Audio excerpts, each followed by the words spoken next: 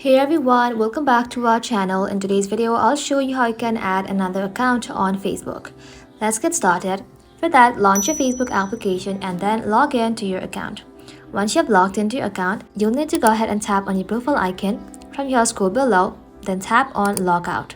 Now tap on Logout again. Now on the login screen, you'll see an option to log into another account.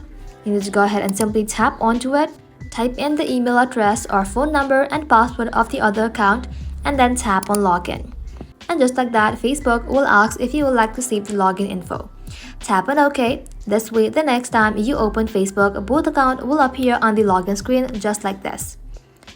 So, to switch it, you need to go ahead and simply log out of one and then tap on the profile picture of the other to log in instantly. And that's it. That is how you can add and manage multiple accounts on Facebook app.